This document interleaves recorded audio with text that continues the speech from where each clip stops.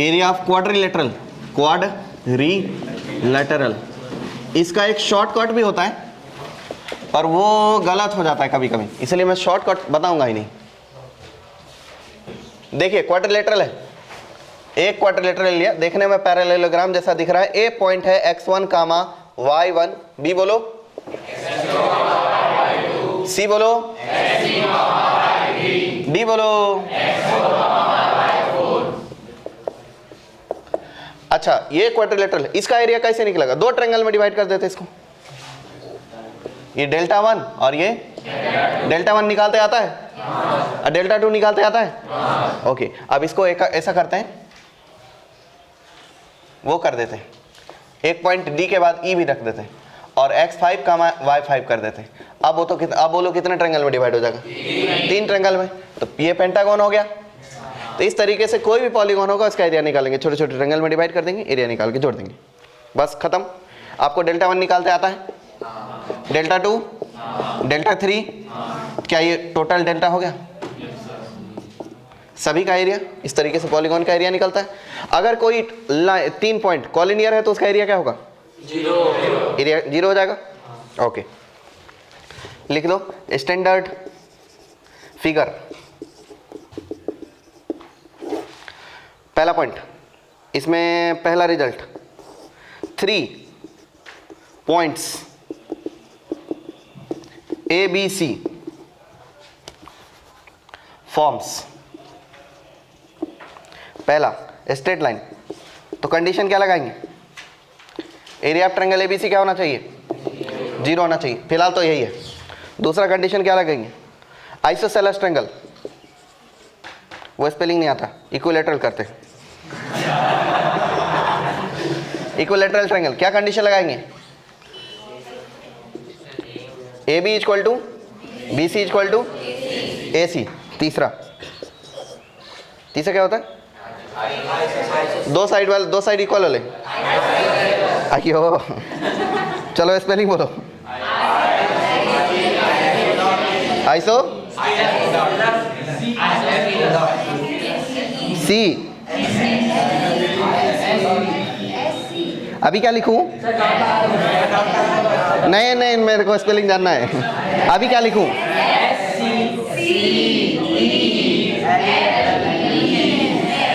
हाँ तो iso scales Kine बोलते हैं इसको, आइसोसेलेस ट्रायंगल। इसमें क्या रहेगा? दो साइड आपस में दो साइड इक्वल हो जाएंगे। A B equal to A C, not equal to B C. कोई भी दो साइड आपस में इक्वल हो जाएंगे, ये चीज़ प्रूव करना है। और चौथे नंबर का right angle triangle. Right angle triangle, उसके लिए क्या कंडीशन लगेगा जी? A B square plus B C square equal to क्या हो जाना चाहिए? ए सी स्क्वायर, ये हो जाना चाहिए। ओके चौथा स्केलन, ए तीनों अनइक्वल होना चाहिए। ए बी बी सी के इक्वल नहीं है और ये ए सी के इक्वल तो बिल्कुल नहीं है। अब है 4 पॉइंट्स, ये तो पहली बात हो गई, ए नंबर की बात। 4 points A B C D. आपको 2 पॉइंट के बीच का स्लोप निकालते आता है क्या? tan theta equal to y2 minus y1 में x2 माइनस x1 आता है ना? हाँ तो पहले वही पढ़ लेते हैं। छोटी सी बात है, स्लोप का बड़ा रोल होता है। Slope of a line passing through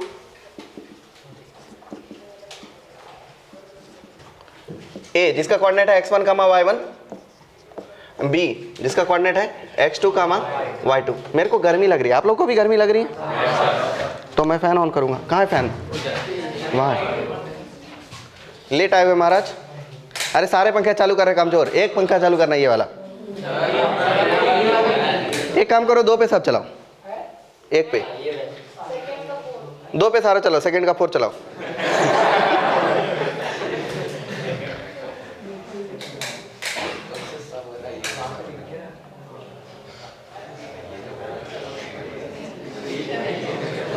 ऐसा पंखा चलता है ना तो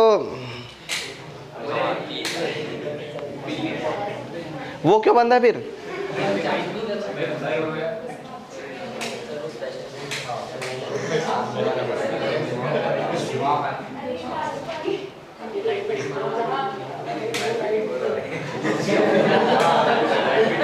वो नहीं चलेगा।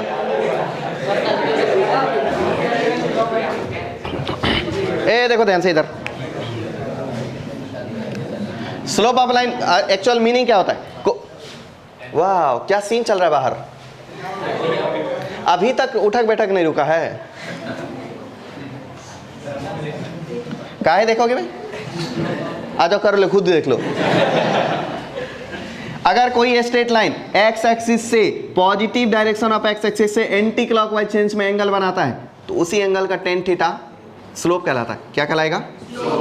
स्लोप ऑफ लाइन को यूजुअली रिप्रेजेंट करते किससे? एम से, और एम का वैल्यू कितना होगा? Tan theta. थीटा क्या है? Angle made by line with positive direction of x axis in anti clockwise sense direction एक ही चीज होता है। मतलब पॉजिटिव डायरेक्शन ऑफ एक्सिस से एंटी क्लॉकवाइज सेंस में जो एंगल बनाएगा उसी थीटा का टेन थीटा कहलाएगा स्लोप। एम का वैल्यू कितना आ जाएगा?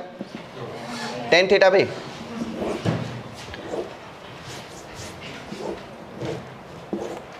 दो पॉइंट है, एक पॉइंट है ए, कोऑर्डिनेट क्या है? x1 कामा, एक पॉइंट है बी, कोऑर्डिनेट क्या है? x2 कामा। बहुत बढ़िया, काम चल गया।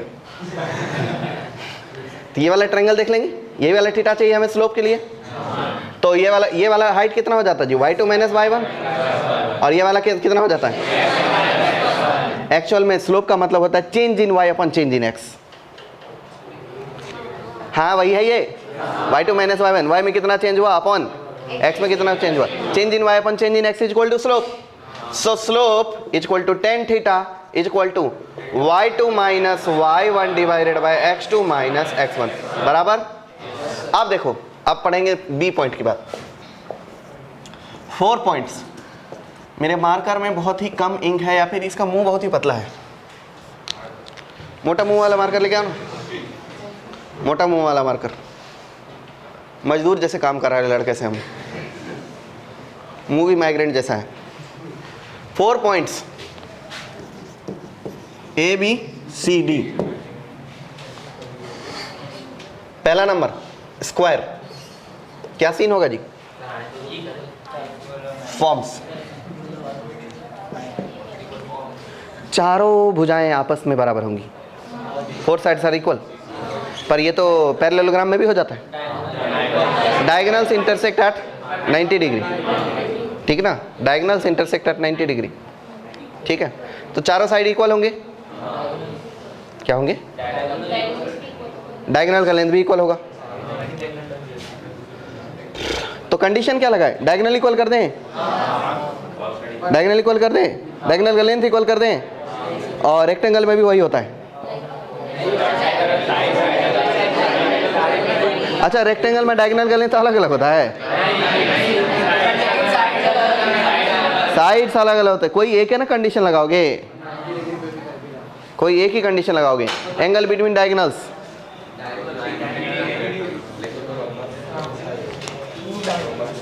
थैंक यू भाई। दीदी आ गए? उठक बैठक किए, सीटअप किया, करवाए बाहर? ठीक है, आप शुद्ध हो गए। आप लड़की सोच रही, लड़कियों से भी ये सब करवाया जा रहा है? सोच रहे हो ऐसा? सोचना था तो मैं बोलता हाँ करवाएंगे हम। स्क्वायर, क्या कंडीशन लगाओगे जी? ये रहा ए, ये रहा बी, ये रहा सी, ये रहा डी। एक तो एडी का स्लोप बी6 स्लोप से इक्वल हो जाएगा, डी6 स्लोप एबी स्लोप से इक्वल हो जाएगा। ये तो पैरेललोग्राम भी होता है। लेकिन हाँ, लेकिन क्या? डायगोनल्स को आपस में इक्वल कर दें और साइड को भी आपस में इक्वल कर दें। लिखना जरूरी है? नहीं। दूसरा नंबर रेक्टेंगल। रेक्टेंगल में क्या क्या सीन लगाएंगे? अपोजिट साइड सेम लेंथ का होगा, साथ ही डायगोनल भी सेम लेंथ का होगा। और क्या बनता है इससे? पैरेललोग्राम। पैरेललोग्राम, पैरेललोग्राम में क्या सीन है?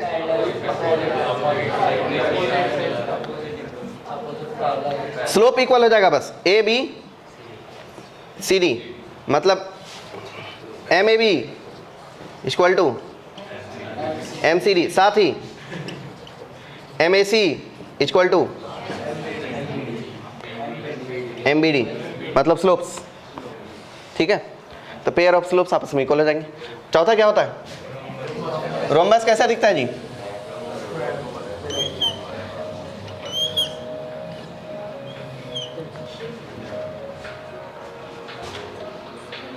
हाँ,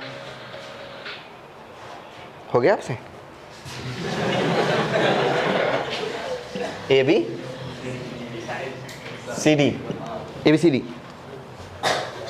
रोम्बस में क्या कंडीशन लगाएंगे? रोम्बस एक इक्वल साइज वाला पैरेललोग्राम होता है, तो साइड इक्वल कर दें और पैरेललोग्राम वाले कंडीशन लगा दें। उसमें क्या हो जाएगा? Slope A B equal to slope D C, slope A D equal to slope B C, और ए बी का मॉड, बी सी का मॉड, सी डी का मॉड, ए डी का मॉड आपस में क्या हो जाएंगे? इक्वल हो जाएगा। और क्या होता है? ट्रेपेजियम में क्या कंडीशन होती? सर्कस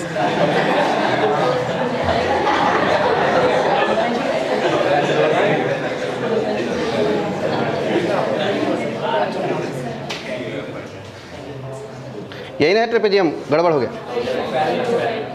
बढ़िया फिगर नहीं बना। ये भी ट्रेपेजियम है क्या? ये भी ट्रेपेजियम है ना? तो ट्रेपेजियम का सीन क्या है? कोई भी दो साइड आपस में पैरेलल होना चाहिए। A B C D, A B C D, slope of A B equal to slope of C D. ठीक है, ये कंडीशन लगाना है। अगर प्रूफ करना हो, चेक करना हो तो लिख लो इसको, यह आपके वो 10th क्लास की ज्योमेट्री है।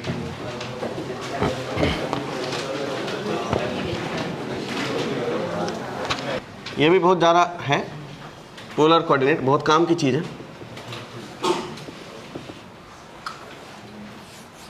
अगर कहीं पर पॉइंट ए कामा बी है, मान लीजिए पॉइंट पी है ए कामा बी, तो लोकेशन के हिसाब से ए कामा बी यहाँ आ जाएगा, जिसके बदले ये वाला डिस्टेंस ए है और ये वाला डिस्टेंस क्या है?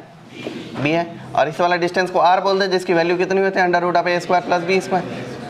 तो ये ए कामा बी को, ए को ऐसा भी तो लिख सकते हैं आर कॉस थीटा, और बी को क्या लिख सकते हैं? क्योंकि B by R equal to sine theta होता है, इसलिए ए कामा बी का पोलर फॉर्मेट क्या होगा? R cos theta comma R sine theta. समझ गए? R cos theta comma R sine theta A comma B का पोलर कोऑर्डिनेट है। ओके, पोलर कोऑर्डिनेट हो गया। एग्जाम्पल समझ लो। राइट पोलर फॉर्म ऑफ, पहला क्वेश्चन 2,3, जल्दी बोलो। दूसरा क्वेश्चन 1,8, बोलो जरा।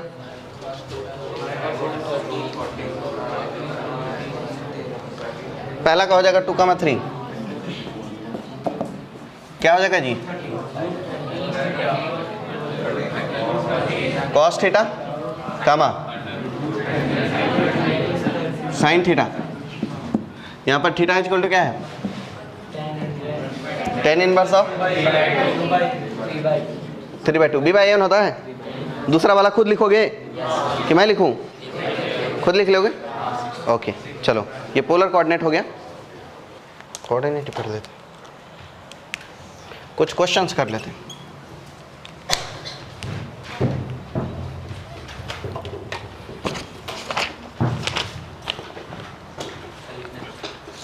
लिखना बाद में, क्वेश्चन होना पहले।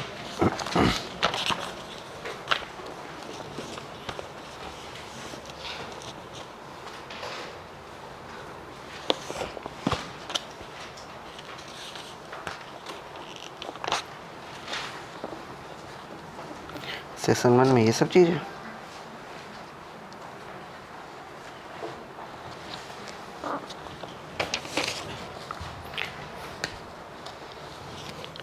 कार्टेशियन कोऑर्डिनेट निकालो इसका of 5 comma pi minus ten inverse of 4/5।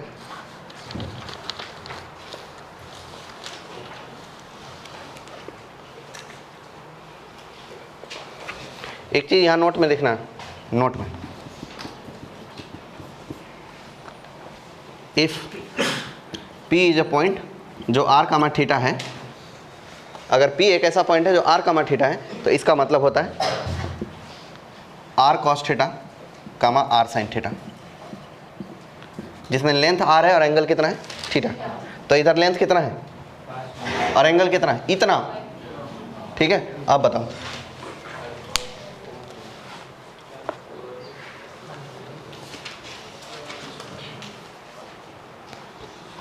आपको वैसे एक फॉर्मूला तो पता नहीं है, तो मेरे को बताना पड़ेगा। एक रिजल्ट होगा pi minus ten inverse of x equal to minus ten inverse of x होता है। ये रिजल्ट याद रखना। नहीं 5,5 आप करोगे, मैं कर दूं? मैं कर देता हूँ ना, आप टाइम खोटी कर दोगे। कर लो फिर टाइम खोटी।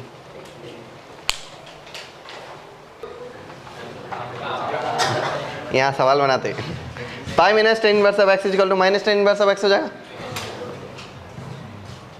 ये थीटा के बदले ये है, मतलब पॉइंट जो है वो लिखा है 5 comma pi minus ten inverse of x. क्या इसे माइनस टेन इनवर्स ऑफ 4/5 भी बोल सकता हूं। इस पॉइंट का वैल्यू कितना हो जाएगा,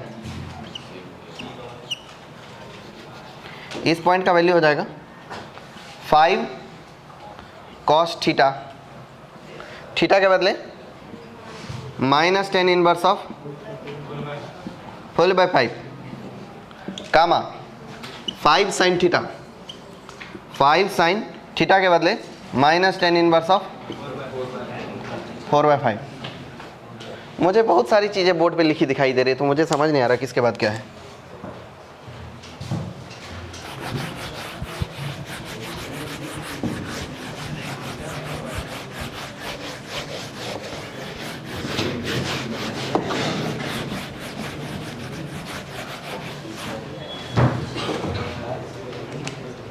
ये पॉइंट हो गया जी हुजूर, समझ गया।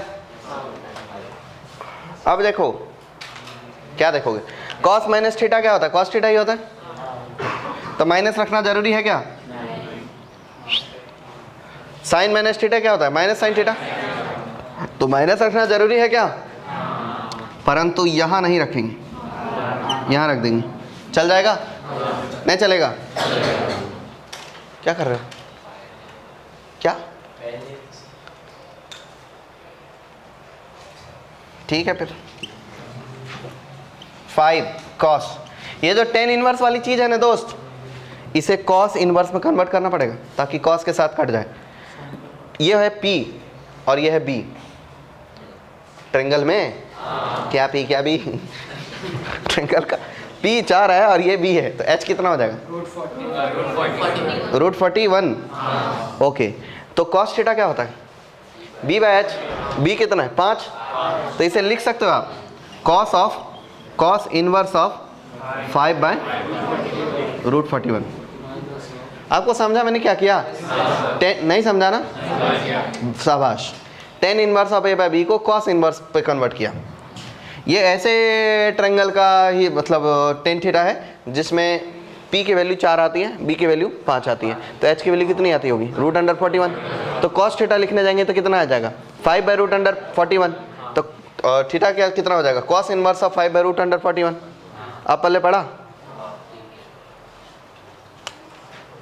क्या, आर्थिक शाबाश,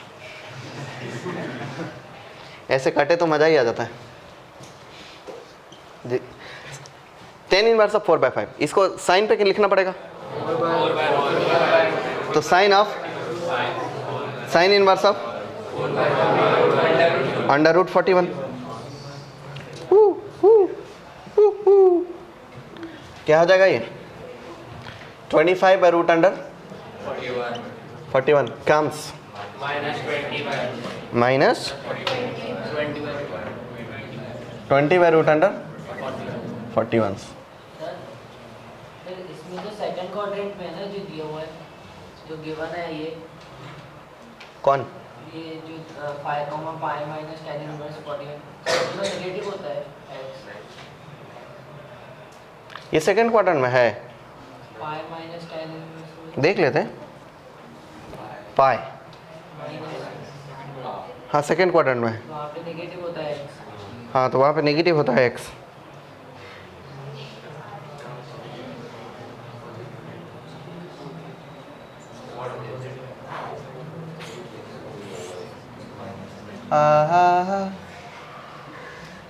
पर ये तो फोर्थ क्वाड्रेंट में गया,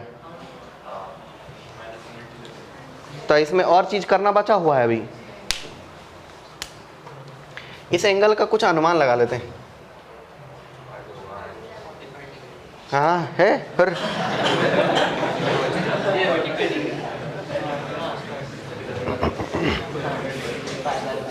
पांच लेंथ का ऐसा नंबर जो पाई से थोड़ा कम है, ऐसा यहाँ पे ना नंबर है। हमको जो नंबर मिला है वो किधर मिला है, फोर्थ में मिला है। क्या उसका भी लेंथ उतना ही है जितना इसका है, और एंगल इसी का अपोजिट है क्या, एंगल इसी का अपोजिट है, तो हमको जो पॉइंट मिला है वो ये पॉइंट है। तो इस पॉइंट से इस पॉइंट को ऑब्टेन किया जा सकता है बहुत आसानी से, साइन बदल के, ठीक है। तो फिर इसका साइन बदल दो, हो गया। नहीं गलत नहीं है वो, उससे सिर्फ आपको रिजल्ट आया, बाकी हर क्वेश्चन में आपको ज्योमेट्री बनानी ही पड़ेगी। कंडीशन को ठीक करने के लिए ज्योमेट्री आपको बनाना पड़ेगा। इसीलिए तो मैंने बोला कि बिना ज्योमेट्रिक सवाल बनाएंगे तो सही भी आएगा और गलत हो जाएगा।